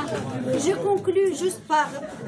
conclus juste pour dire que j'avais dit tout à l'heure effectivement qu'en 2004, il y a eu une fissure comme ça. Un mur qui s'est constitué entre les Kurdes et les Arabes, avec l'histoire de Kobani, avec les réactions qui ont été faites. Moi, j'estime que les Arabes n'ont pas la révolution ou l'opposition arabe. Je m'excuse de m'exprimer comme ça, mais il n'y a pas d'autre mot. N'ont pas su vraiment traiter la question de Kobani. Et au contraire, on avait assisté à des réactions complètement incompréhensible. Une fois, tu avais écrit, Farouk, tout ce tashbih et contre-tashbih à propos de Kobani est insupportable. C'est vrai. Au lieu de ramasser, d'être tous autour de Kobani, on voit comme si l'opposition arabe n'est pas contente qu'on fasse la propagande de Kobani, et chaque jour, on a quelqu'un qui dit « Mais pourquoi vous parlez que de Kobani? Mais pourquoi vous ne parlez pas d'autres choses? Et qu'est-ce qui se passe à Kobani? Et pourquoi toujours Kobani ?» Et moi, j'avais regretté en disant « Écoutez, regardez, les Kurdes de Turquie, ils viennent à côté de la frontière avec Kobani pour manifester. Il y a eu des milliers de Kurdes de Turcs qui sont venus, il y a eu plusieurs qui ont été tués par la police turque. Et moi, j'ai dit « Bon sang, il y a 1,5 million de Syriens réfugiés en Turquie. Pourquoi cette opposition? Pourquoi la coalition n'a pas organisé, ça ne serait une manifestation, en ramassant 500 Syriens réfugiés, en les amenant à côté de Kobani, avec les drapeaux de la révolution syrienne, avec le banderole de la coalition syrienne, pour dire Kobani, quand même, c'est une ville syrienne. Vous tuez en disant Kobani n'est pas une ville kurde. Est-ce que... Je termine. On dit que Kobani n'est pas une ville kurde, c'est une ville syrienne. Eh bien, si c'était syrienne, il fallait les...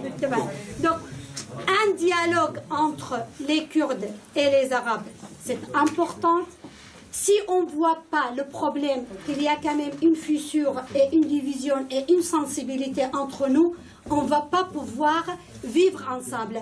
Il y a des choses qui nous séparent. Voyons qu'est-ce qui nous réunit pour pouvoir ensemble bâtir la Syrie, étant donné que tous les Kurdes sont d'accord pour dire non à l'indépendance. Personne ne réclame l'indépendance. Si on est condamné à vivre ensemble, faisons en sorte qu'on puisse vivre bien. Merci. Avant de vous donner la parole, j'ai 2-3 questions. À vrai dire, avant de passer à rapidement, je n'ai pas bien compris quelle était la situation des Kurdes en Iran. Oui. Et quelle est leur relation avec, d'un côté, avec le pouvoir des mollahs et de l'autre côté, avec l'opposition iranienne? Disons que bon, il y a un sérieux problème avec l'opposition iranienne. Hein. Il n'y a pas d'opposition iranienne, ou très faible. Voilà. Il y a une sorte de front qui s'est créé, le front des peuples d'Iran. Donc les Kurdes font partie de ce front. Mais c'est vrai qu'il y a une opposition, l'opposition de 99 n'a pas eu beaucoup de poids au Kurdistan, parce que les candidats qui avaient perdu étaient quand même très très anti-kurdes aussi. Donc on a l'impression qu'il y a une sorte de désintérêt. Et ce qui se passe aujourd'hui en Iran, c'est qu'il y a une deuxième opposition qui émerge. Les Iraniens ont joué avec le feu dans le Baloutchistan en flirtant avec Al-Qaïda. Et aujourd'hui, effectivement, il y a une sorte de mainmise de Al-Qaïda sur le Baloutchistan qui est extrêmement grave. Donc la donne confessionnelle, la donne ethnique se juxtapose. L'opposition kurde est à la fois une opposition sunnite, mais en même temps qui veut se positionner contre Al-Qaïda et contre les courants religieux. Donc voilà. Mais pour le reste, il y a des partis politiques kurdes qui ne sont pas très présents, pour une simple raison qu'il n'y a pas de place. qu'il y a énormément d'activités culturelles qui avaient été réprimées sur Ahmadinejad, qui recommence aujourd'hui. En gros, la musique kurde est contrôlée par les Iraniens. Le film iranien, c'est un film au thème kurde. Et il y a 2 ou 3 partis, donc le Parti démocratique et ses différentes branches. Le Parti démocratique, c'est-à-dire qui est proche du qui est proche de irakien de Barzani. Oui. Et la force montante, c'est le PJAK, le parti de la vie libre au Kurdistan. Qui est la famille du PKK se définit désormais comme écologique et féministe. Donc, effectivement, vous commencez par le marxisme-léninisme ou plutôt par un fanonisme, et puis après, arriver avec des armes en disant « ah, les fleurs ». Donc, mais c'est une évolution très très importante qui a des conséquences, c'est-à-dire qu'il y a des conséquences sur les transformations effectivement politiques aussi. Donc du coup le PJAK se présente à la fois comme un mouvement armé dirigé par deux leaders, un homme, une femme, qui a mené une lutte de guérilla dans les années 2000 qui a été plutôt réussie et qui en 2011 a négocié une trêve avec Téhéran. Ok. Et deuxième question, pourquoi les négociations entre le pouvoir turc et Öcalan n'avancent pas? C'est-à-dire, qu'est-ce qui bloque? Ça bloque sur quoi? Ça bloque surtout parce que la Turquie ne veut absolument pas qu'il s'avance. Et en même temps, la Turquie ne veut pas qu'il y ait la violence. Car la violence signifie des morts signifient effectivement de la colère publique, etc. Il y a 2 ou 3 points sur lesquels les négociations auraient pu avancer. Le premier, une décentralisation très poussée de la Turquie, de sorte de permettre aux Kurdes également de disposer, d'accéder à une sorte d'autonomie qui ne dirait pas son nom, mais qui serait réelle. Le deuxième, c'est le statut de la langue kurde. Les Kurdes veulent qu'effectivement cette langue soit reconnue au Kurdistan comme une langue officielle. Le troisième, c'est de réduire le barrage de 10% qui est nécessaire pour entrer au Parlement à 5 ou 6%. Okay. Et puis le quatrième, le statut réservé à Öcalan. Donc voilà, est-ce que Öcalan va pouvoir sortir de la prison? Donc il y a beaucoup de facteurs, mais comme je dis pour la Turquie, c'est un peu le même chantage que par rapport aux Arméniens en 1915. Hein, voilà, on vous a reconnu, mais maintenant il faudrait que vous soyez au service de la nation turque. Non pas de la Turquie, mais de la nation turque. Et dans la mesure où la nation turque se définit par l'islam sunnite, et le sunnisme mondial se définit par la turcité. Donc, tu vois, effectivement, ça crée une contrainte identitaire qui était posée, puis dans laquelle la reconnaissance des Kurdes se vide, mais vraiment totalement de son sens. Ok. On va prendre quelques questions, interventions, etc. Oui, allez-y. C'est que je ne sais pas si vous ou bien tout le monde disent arabe et kurde pour parler des Syriens. Alors pourquoi vous ne dites pas plutôt les Syriens d'origine kurde ou les Syriens d'origine arabe? Ils ont un dénominateur commun, parce que vous parliez à la fin, vous aviez terminé avec le rapprochement, l'idée de... je pense que c'est quand même appellation qui les rapproche déjà dès le début, à la base. Je vous pose la question pourquoi, et c'est juste du moment que les Kurdes, les Syriens d'origine kurde, parce que moi dans ma tête il y a une petite confusion entre Kurdes iraniens, Kurdes irakiens et Kurdes syriens. Et j'ai eu l'impression que quand vous parlez de Kurdes, vous parlez de tout cela. Or, nous, ce qui nous intéresse, ce sont les Syriens, enfin, les autres, bien sûr, nous intéressent. Mais pour la révolution syrienne, ce sont les Syriens d'origine kurde. Et leur situation et tout. C'est-à-dire en tant que prophète. Pourquoi vous... D'accord. La question, c'est concernant Kobani, parce que c'est le sujet aujourd'hui. Pourquoi, vous avez dit pourquoi l'opposition syrienne ne parle pas de Kobani, ou pourquoi elle ne manifeste pas pour Kobani. Pensez-vous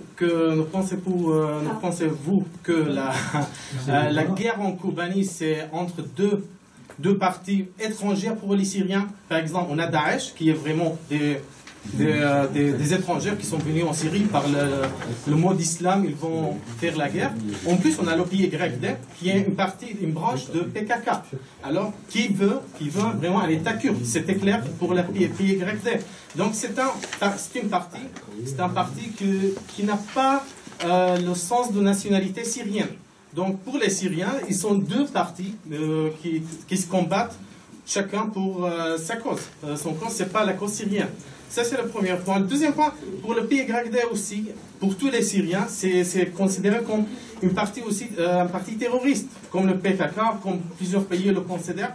Et on connaît bien qu'il a assassiné Meshal Toumo, qui voulait toujours renforcer les liens entre les Arabes et les Kurdes. Il était assassiné par eux et il est même accusé par les enfants de Meshal Toumo d'assassiner Meshal Toumo, le leader kurde, pur kurde, qui voulait vraiment renforcer les liens entre les Arabes et les Kurdes. Donc c'est ça vraiment.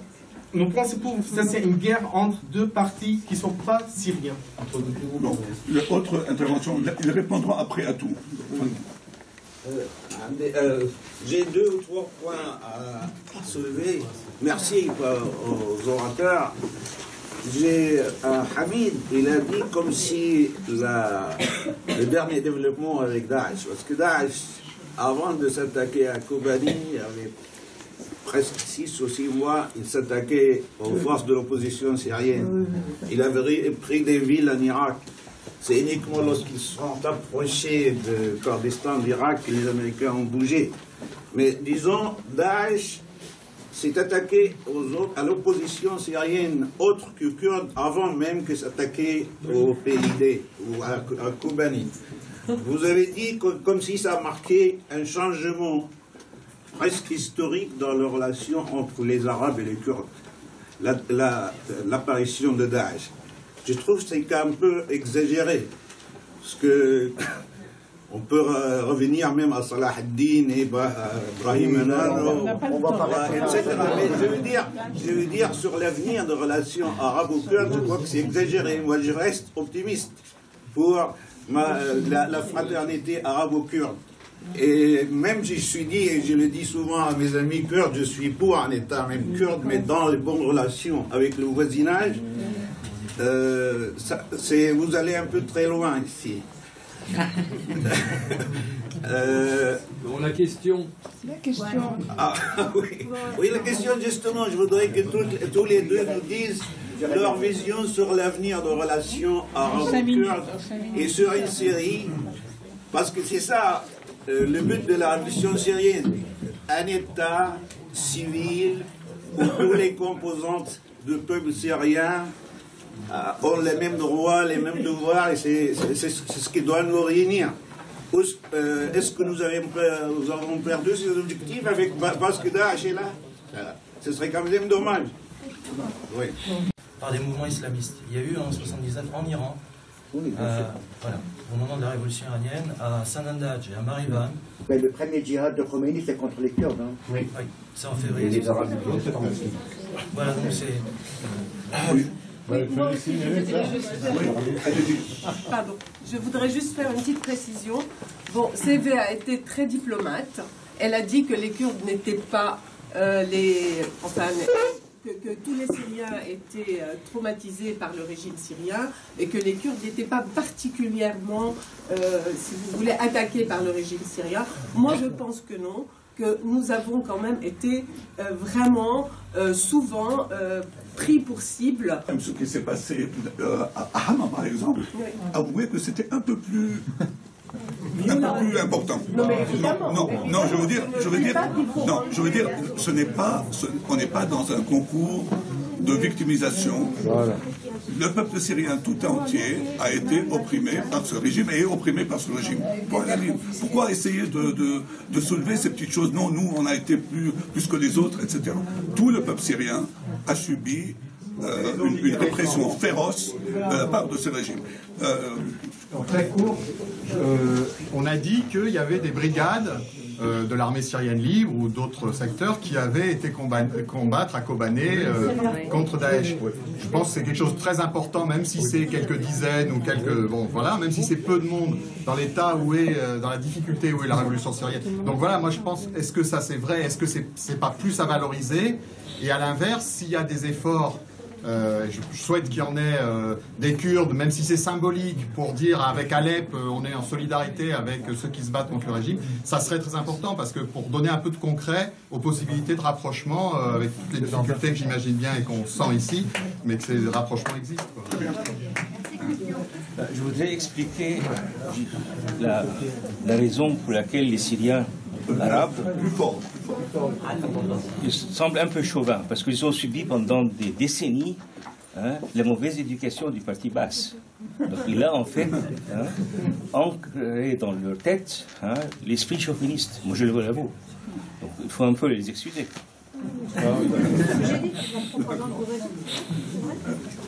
Farouk, je peux dire quelque chose? Farouk, je peux dire quelque chose? Oui, vas-y. Je vais essayer de ne pas être maladroite. Je vous remercie tous les deux beaucoup pour beaucoup de précisions que vous avez apportées. Mais je pense qu'il va y avoir toujours un problème si on continue à le traiter comme on le traite. Arabe et kurde. C'est le tabou sur l'arabité. Parce que le Syrien, qui n'est pas kurde, on ne peut pas l'empêcher de se dire arabe. C'est très important. L'arabité pour un Syrien est très important. Donc, il est vrai, tout ce que vous avez vécu, vous avez le droit de vos droits, votre culture, Pourquoi en France on trouve que c'est tout à fait normal qu'il y ait un Alsacien français, un Basque français? Pourquoi tout ça est normal et pourquoi quand la même chose, la même situation se pose en Syrie ou en Irak, ça devient du panarabisme. C'est-à-dire le panarabisme, et on nous a toujours combattu avec ce terme-là. Et moi, je dis l'arabité est notre culture qu'on a héritée, et la culture, c'est une langue, et qu'on partage en plus. C'est-à-dire, moi, j'ai un ami kurde qui a fait une grosse thèse sur tous les dialectes kurdes, qu'il est en train de traduire en arabe. Je trouve ça formidable. Donc, c'est sur les langues kurdes, sur les dialectes kurdes, qu'il est en train de traduire en arabe. Donc, voilà, moi, c'est comme ça qu'on va arriver à s'entendre et à vivre ensemble. Mais il ne faut pas qu'il y ait des tabous, ni sur la langue kurde, ni sur la langue arabe, ni sur la culture arabe, et qu'on ne traite pas, à chaque fois que notre arabité est réveillée, qu'on ne nous dise pas « vous n'êtes pas arabe ». Voilà, moi je pense que... C'est l'effet du vase.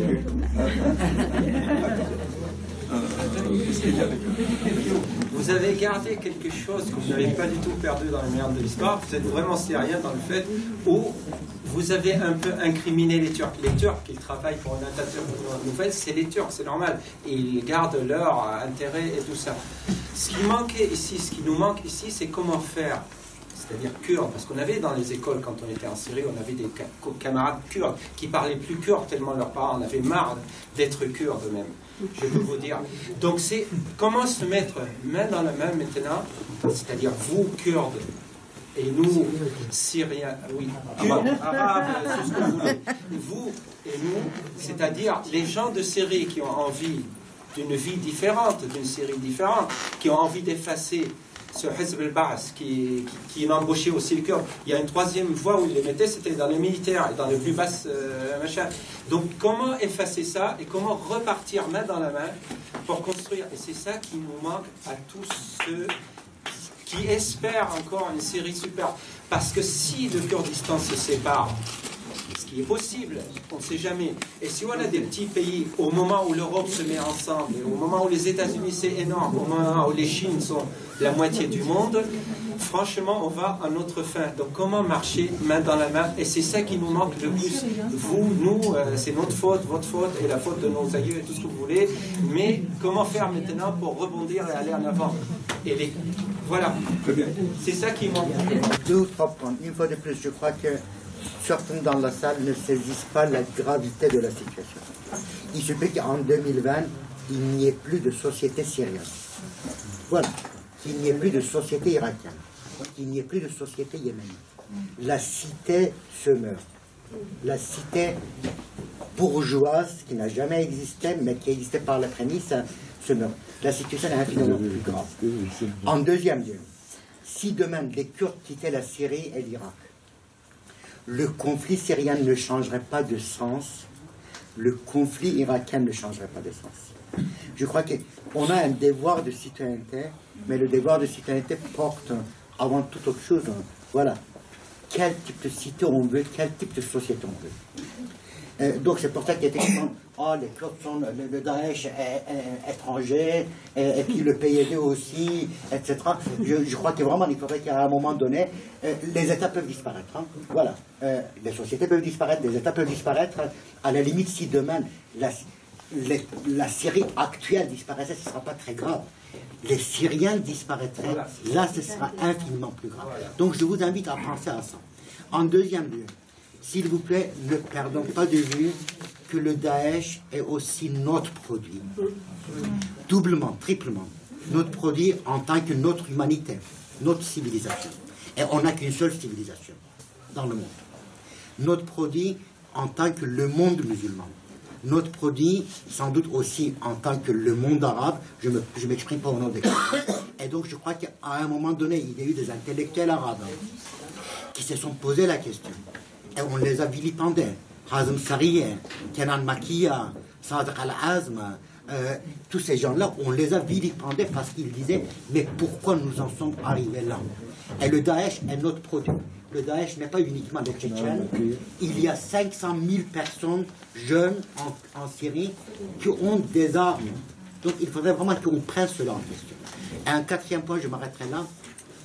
Je crois que si on ne comprend pas qu'il y a une question nationale kurde au Moyen-Orient, on ne comprendrait rien. Et tout simplement, il y a un peuple qui se considère comme différent des Arabes, différent des Turcs, et qui dit potentiellement, j'ai le droit de déclarer mon indépendance. Voilà. Et voilà, c'est clair. La deuxième chose qui est claire, les Kurdes irakiens disaient par exemple, et n'oubliez pas que l'Irak a été représenté dans la Ligue des États arabes par un Kurde pendant 10 ans.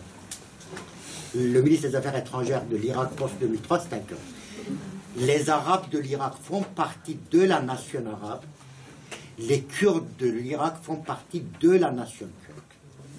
Donc vous voyez, on peut parfaitement imaginer que l'État puisse survivre, mais en même temps qu'il y ait une double appartenance. Voilà, une double appartenance extrêmement forte. Mais si on dit, mais enfin, que les Kurdes deviennent des révolutionnaires comme les autres, etc., je pense que le malaise de 2011 était ça. Voilà. Je répondais pas à vous ou à cette attaque. Mais c'est vraiment 4 principes. Et je crois que le nationalisme arabe, dans les années 1920, le nationalisme arabe a été très influencé par les droites radicales européennes. Dans les années 50, le nationalisme arabe a été influencé par la gauche, mais à défaut de penser la question kurde, c'est faux, vous voyez.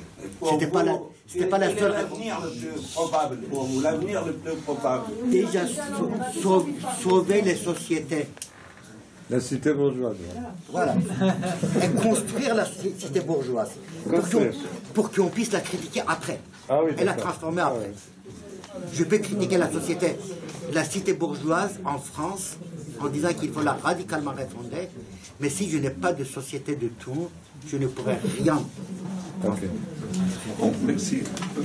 Oui, quelques mots juste pour dire pourquoi on parle des Arabes et des Kurdes. Oui, c'est une réalité, il faut en parler. On ne résout pas le problème en se voilant la face. Et il faut savoir que dans les négociations entre les Kurdes et l'opposition syrienne pour l'intégration de l'opposition syrienne, il y a eu énormément de difficultés juste parce que les Kurdes demandaient en disant pour la future Syrie après la révolution, il faut qu'on appelle cette république République de Syrie. Et les autres disent non, République arabe syrienne. Donc nous sommes encore là. Vous comprenez pourquoi je dis les choses. Deuxième point, la République arabe. Il y a un problème là-dessus. Oui, il y a un problème là-dessus encore. On est en négociation. Deuxième point sur lequel le monsieur ici a dit qu'il est important, je répondrai juste à cela. Oui, il y a aujourd'hui des groupes de l'armée libre syrienne à Kobani qui combat à côté du groupe de PYD et c'est très très important. J'ai oublié de le souligner, je m'excuse, mais je pense que ce qui est aussi important, moi j'aurais bien voulu que ces groupes de l'armée libre syrienne soient aller là-bas à Kobani de sa propre initiative et dès le début. L'opposition syrienne n'est pas trop diplomate. Elles auraient dû jouer quand même avec l'histoire de Kobani pour se présenter et pour se vendre un peu mieux. L'armée libre syrienne est allée à Kobani sous influence de la Turquie en contrepartie de l'arrivée de Peshmerga et c'est ça qui n'est pas bien pour nous. Dernier mot que je voudrais dire, moi je dis les peuples, tous les peuples ont le droit à l'autodétermination. Les Kurdes syriens ont le droit aussi à l'autodétermination. Ce droit est susceptible de descendre, mais pas monter. C'est l'existence d'un État. Mais si les Syriens eux-mêmes, en vertu de droit à l'autodétermination, disent que nous ne voulons pas un État indépendant et nous voudrions rester avec vous, pourquoi vous nous repoussez ? On voudrait rester avec vous dans le cadre de la Syrie, mais venons pour convenir ensemble de limites et de droits de chacun et de devoirs de chacun. Voilà. Juste pour ajouter un demi-mot, les gens de mon âge savaient que les marxistes disaient le divorce est un droit, n'est pas une obligation.